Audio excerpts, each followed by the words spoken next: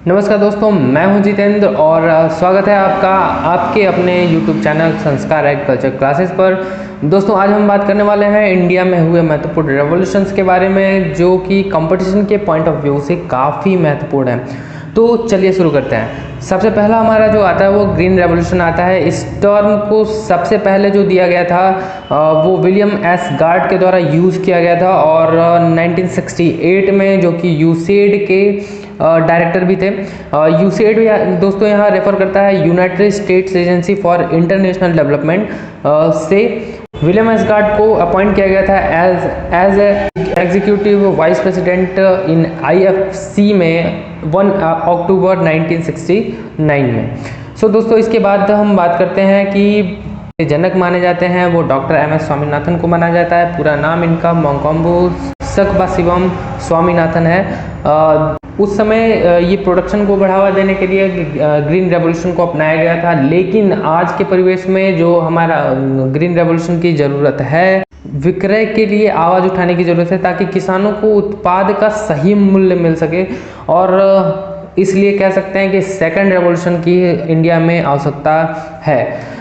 बात करते हैं MS स्वामीनाथन की, तो MS स्वामीनाथन DG रह चुके हैं ICR के 1966 से 67 के बीच में। उन्होंने इस रेवोल्यूशन को ऑब्जर्व किया था और 1970 में नोबेल प्राइज से इनको सम्मानित किया गया था इस ग्रीन रेवोल्यूशन। अब बात करते हैं हम वाइट रेवोल्यूशन के बारे में, जिसको हम सफ़ेद क्रांति भी कहते हैं। मिल्क प्रोडक्शन को बढ़ावा देने के लिए वाइट रेवोल्यूशन मेनली जाना जाता है। ये ऑपरेशन फ्लड के थ्रू मिल्क प्रोडक्शन को बढ़ावा दिया गया था, जो कि 3 स्टेप्स में कंडक्ट किए गए थे। पहला जो स्टेप था वो 1970 से 81 तक चला। स्टेप 2 जो था 1981 से 85 तक चला और स्टेप 3 जो था वो 1985 से 96 तक चला, जो कि फाइनली 1996 में ये जो रेवोल्यूशन थी वो कंप्लीट हो गई। फादर ऑफ वाइट रेवोल्यूशन की बात करते हैं तो डॉक्टर वर्गीस कुरियन को हम इसके फादर ऑफ वाइट रेवोल्यूशन मानते हैं और बॉर्न जो हुए थे 26 नवंबर 1921 में। ये NDDB के पहले चेयरमैन भी थे, जिनको पद्म विभूषण, मैग्सेसे अवार्ड और वर्ल्ड फूड प्राइज से भी अवार्ड किया गया था। अब हम बात करते हैं एनिमल हस्बेंड्री का जो इन्वॉल्वमेंट है पूरे वर्ल्ड परसेंटेज में। तो इंडिया में जो टोटल कैटल हैं पूरे वर्ल्ड में, अगर देखा जाए वर्ल्ड लेवल पे देखा जाए, तो इंडिया में जितने भी कैटल हैं वो 16.5% का इन्वॉल्वमेंट देते हैं। 16.5% का अपना हिस्सेदारी देते हैं पूरे वर्ल्ड पॉपुलेशन ऑफ कैटल में। तो इसके बाद बफेलो की बात करते हैं। बफेलो 56.5% है, गोट 17.7% है। सिप की बात करें तो 5.5% सिप हैं और पोल्ट्री जो है वो 2.7% है।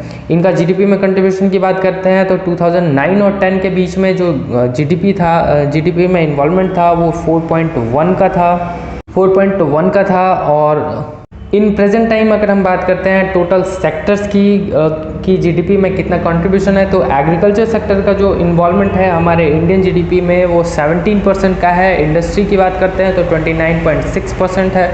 सर्विसेज की बात करते हैं तो सर्विसेज में 54.3% का इन्वॉल्वमेंट है टोटल इंडियन GDP में। मैन्युफैक्चरिंग का बात करें तो 16.8% का इन्वॉल्वमेंट पूरे इंडियन GDP में है।